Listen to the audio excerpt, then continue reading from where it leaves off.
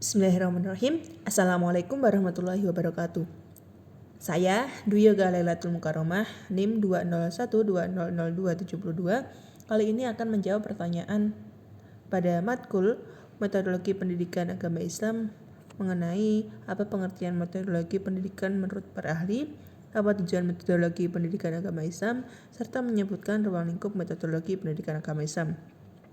Yang pertama, pengertian metodologi pengajaran pendidikan agama Islam menurut Ali Khalil Abu Ainain.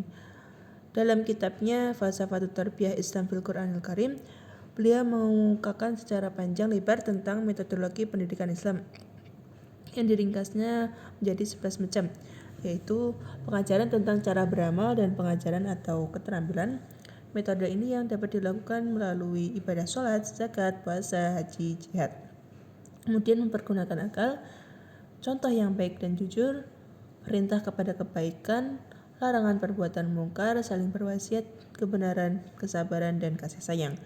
Kemudian nasihat-nasihat, metode kisah, tamsil, menggemarkan dan menakutkan atau dorongan dan ancaman, menanamkan atau menghilangkan kebiasaan, menyalurkan bakat, peristiwa-peristiwa yang berlalu.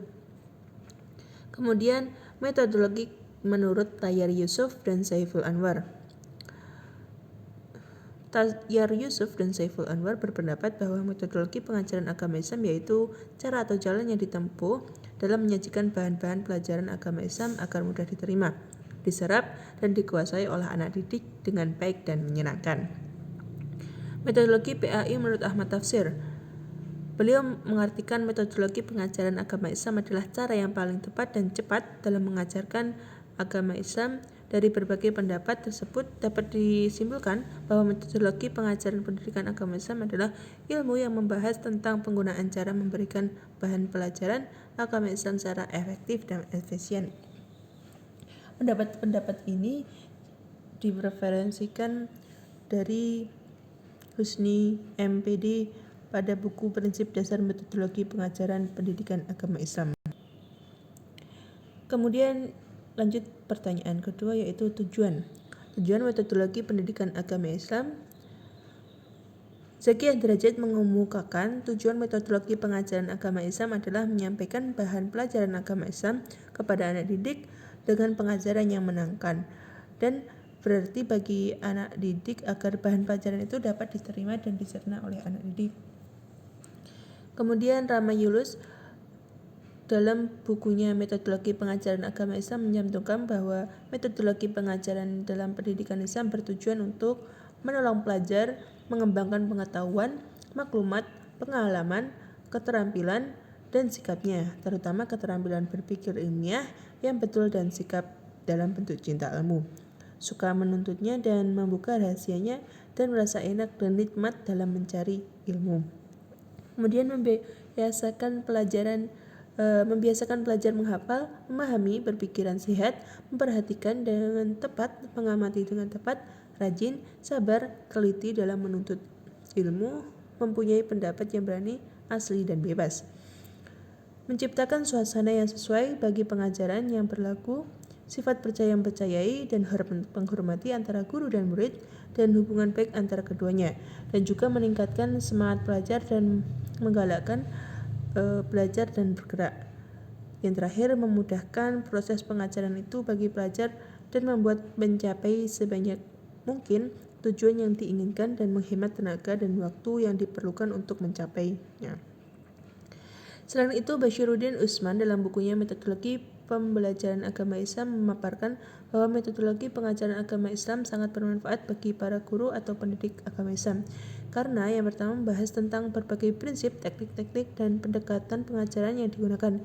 Dengan pelajarinya, seorang guru dapat memilih metode manakah yang layak dipakai, mempertimbangkan keunggulan dan kelemahan, serta kesesuaian metode tersebut dengan karakteristik siswa dan ciri-ciri khas materi yang akan disajikan, sehingga kegiatan belajar mengajar dapat berlangsung secara optimal untuk mencapai tujuan yang ditetapkan.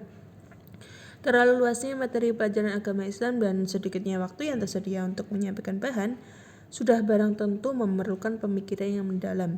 Bagaimana usaha guru agama agar tujuan pengajaran dan pendidikan agama Islam dapat tercapai dengan sebaik-baiknya.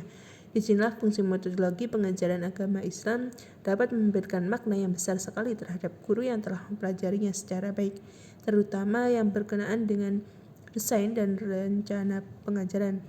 Yang terakhir, sifat pengajaran agama Islam lebih banyak menekankan pada segi tujuan afektif atau sikap dibandingkan tujuan kognitif atau pikiran, menjadikan peranan guru agama Islam lebih bersifat mendidik daripada mengajar. Metodologi pengajaran agama Islam turut memberikan distribusi pengetahuan terhadap mahasiswa sebagai calon guru atau pendidik yang diharapkan. Pertanyaan terakhir yaitu ruang lingkup. Ruang lingkup pendidikan agama Islam. Ruang lingkup metodologi pembelajaran pada dasarnya sangat luas, yaitu mencakup semua kajian sistem pembelajaran. Bila dihubungkan dengan metodologi pembelajaran PAI merupakan suatu komponen saling terkait satu sama lain yang tak dapat terpisahkan, atau disebut juga dengan pembelajaran pendidikan agama Islam merupakan sebuah sistem di dalamnya terdapat komponen berupa perencanaan, bahan pembelajaran, strategi pembelajaran, alat atau media pembelajaran, serta evaluasi. Ruang lingkup pendidikan agama Islam meliputi keserasian, keselarasan, dan keseimbangan antara hubungan manusia dengan Allah, hablum minallah, hubungan manusia dengan sesama manusia, hablum minannas, dan ketiga hubungan manusia dengan dirinya sendiri, serta hubungan manusia dengan makhluk lain dan lingkungannya, hablum minal alam. Ruang lingkup pendidikan agama Islam juga identik dengan aspek-aspek pengajaran agama Islam karena materi yang terkandung di dalamnya merupakan perpaduan yang saling melengkapi satu sama yang lain. Rama Yunus menjelaskan, ruang lingkup pendidikan agama Islam meliputi keserasian, keselarasan, dan keseimbangan antara hubungan manusia dengan Allah, hubungan manusia dengan sesama manusia, hubungan manusia dengan dirinya, hubungan manusia dengan makhluk lain. Sedangkan ruang lingkup bahan pelajaran agama Islam meliputi 5 unsur, yaitu Al-Quran, Akidah, Syariah, Akhlak, dan Tarikh.